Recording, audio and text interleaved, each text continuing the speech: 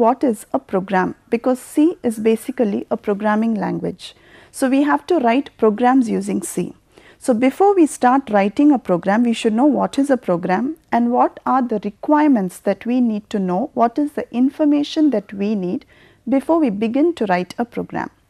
So a program is nothing but a set of statements for a specific task. So what does this word statement mean? So statement has been clearly explained later. Before that, the continuation of the definition of a program is it should be executed in a certain sequence. So it's a collection of statements and they should be in a particular order. Let us take now the definition for the statement. It's an instruction formed using certain words and symbols. Now let us take the language English. We have a collection of alphabets, say A to Z.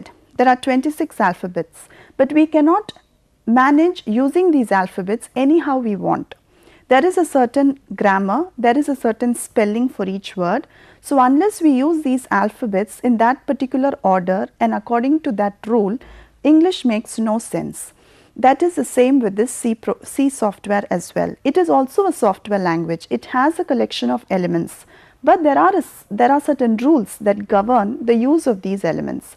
So we have to give instructions to the computer using the words and symbols that are available in C. So the first step is we first have to know what are the words and symbols that are permitted in C. The next point is they have to be arranged according to certain rules and grammar. So the next thing that we need to know before we write a program are the rules that are available in C that govern the use of those words and symbols. The third one is these elements, the words and symbols, have to be arranged according to the syntax. Syntax is another name for the rules that exist in a language that govern the use of its symbols. So now we are going to look into the elements of C. So only when we know what all is required to write a program, we will be able to study the elements in the right manner and we will be able to remember the rules that govern the use of those elements so that we can write readable, executable and understandable programs. So next we move over to the elements of C. Now these elements in C have to be memorized and they have to be kept in our hearts so that we can use these whenever we write our programs. So we can get more familiar with these elements as we write more and more programs. So elements or tokens in C. Token is nothing but the smallest basic element in any language. That is, it cannot be further simplified. That is the basic unit, that is the basic component that exists in a particular language. So that there's another name for it. It can be called as elements or tokens. So the tokens in C are classified as the C character set, the C delimiters, the C keywords, identifiers, constants and variables. Now we will see each of these in detail. Coming to the C character set, the C character set has 4 components classified as letters, digits, white spaces and special characters. Now what are the letters that are available in this language C? We have all the English alphabets included in the C language as well, both in their capital form as well as in their small form. So we have capitals A to Z and small letters A to Z. Next we move over to the digits. The digits that are available in C are all the decimal digits from 0 to 9. White spaces. Now what are these white spaces and why are they required? Now when we write a program, it is nothing but equivalent to writing a letter or writing a document in English. Now when we write a letter, we have to make it readable. There is a from section, there is a to section, there is a subject, a reference and then the body. So only when it is spaced and neatly written and when there is a large document, we divide it into paragraphs, we give alignments, we do so much only to make it more readable. So the same thing holds good when we write programs using C. We have to make the program readable and legible. It has to appear presentable to the user.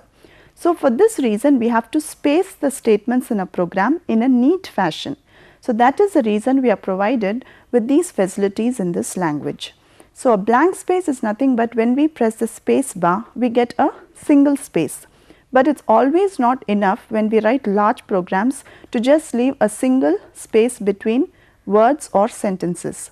we may need to leave a set of 4 or 5 spaces in between or 2 or 3 lines in between.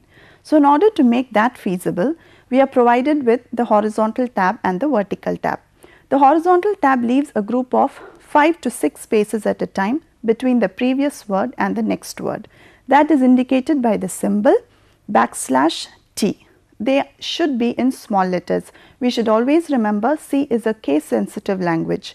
Capital letters and small letters are very much different in their usage in C. They are not recognized as equal.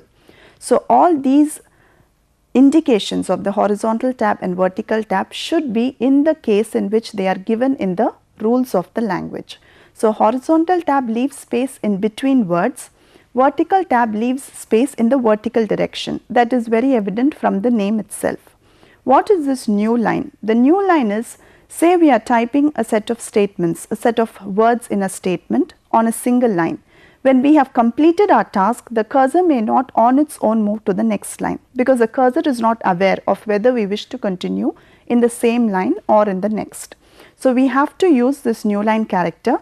Normally, we press the enter key when we write a program, and when it has to come as a result, when we have to see the output on the screen, we can include this new line in a C program using the symbol shown on the screen. It is /n. So, that will take the output to be displayed to the next line. The last, we have something called a form feed, which is not very often used in programming languages. The form feed is only to cause the printer to print the rest of the document on the next page. That is, as soon as the compiler or the computer identifies a form feed, immediately it will leave the rest of the document, move to the next page and start typing the document from the next page onwards. It is used to leave the rest of the current page and start using the space available from the next page onwards. So, these are the white spaces that are available in C.